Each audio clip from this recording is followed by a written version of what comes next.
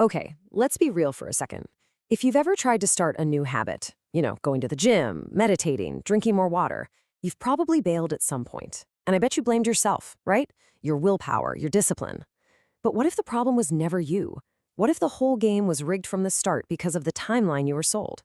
Well, today, we're tearing that whole idea down. So let's just start with a little public service announcement. Think of this as your official warning. Side effects of what you're about to hear might include finally understanding why your New Year's resolution is, well, still on the to-do list come March. It's not you, it's the math. To make this super clear, let me tell you about Marcus. He's on a 28-day streak of planning to bring his water bottle to work. He's got the reminders, he's got the app, but every single morning the bottle is still sitting right there on the kitchen counter. And he's just wondering, why isn't this automatic yet? What's wrong with me?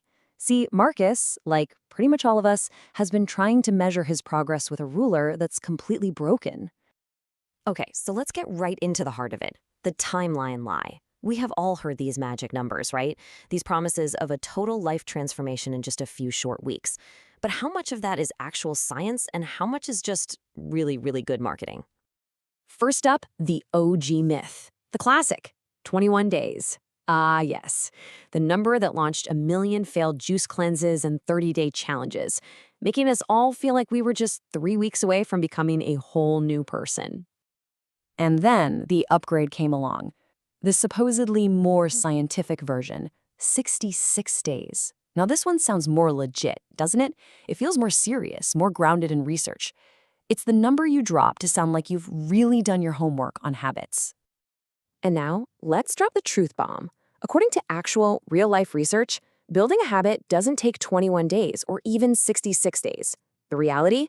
It can take anywhere from 15 days on the super fast end to, wait for it, 254 days. Yep, 254. That's almost a whole year. So that person you know who said their daily meditation habit just clicked in 3 weeks, they're either a neurological unicorn or they're not telling you the whole story.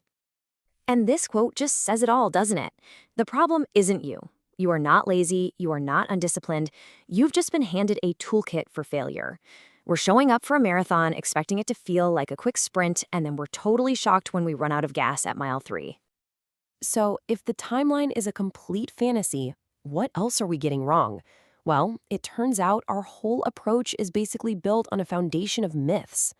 Let's pull back the curtain on the 3 biggest lies that are sabotaging our best efforts before we even get started. All right, here we go. Lie number 1, it'll get easier after 21 days. The truth? Nope. It only gets easier when your brain literally rewires itself to stop fighting the new pattern, and that could easily be 4 months in. Lie number 2, I just need more willpower. Wrong again. What you actually need are better systems and smarter triggers in your environment. And finally, the big one, lie number 3. If I skip one day, I've failed and have to start over. The truth is that one missed day doesn't erase anything. What kills progress is a pattern of inconsistency over time.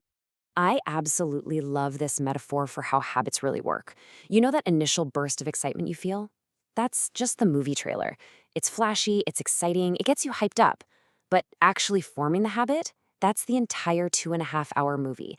It's driven by the slow, sometimes kind of boring, but absolutely essential plot device of repetition. Okay, so we've officially smashed the old, broken model to pieces. So what do we build in its place? Let's talk about a much smarter way to do this. A practical playbook that actually syncs up with how our brains work, not how we wish they would. So this is the fundamental shift we need to make. Instead of gritting our teeth and relying on pure willpower, we need to focus on designing our environment, our context. Instead of chasing these crazy fast results, we need to aim for sustainability. And instead of obsessing over a perfect unbroken chain, we need to get better at just noticing our overall patterns of consistency. So what does this actually look like in real life? It's 4 pretty simple steps. First, pick one single thing, not a 10-step morning routine, just one. Second, you habit stack. Attach the new thing to an old habit you already do without thinking, like flossing right after you brush your teeth.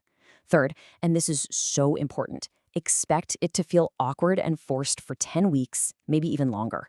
That's not a sign of failure, that's the process.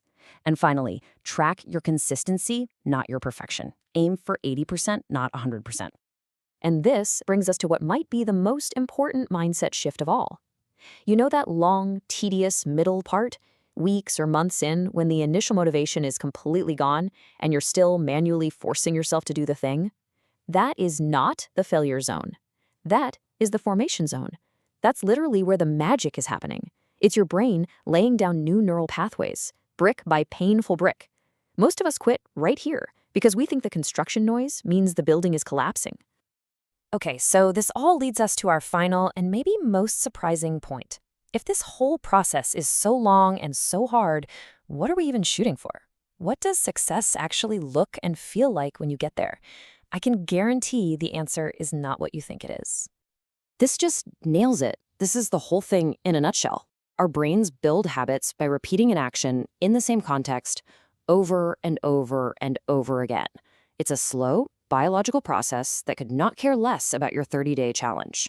So many of our failures aren't about discipline at all. They're about being impatient with our own biology. We're trying to sprint through a process that was designed for a slow crawl. And here it is, the real goal, the big secret.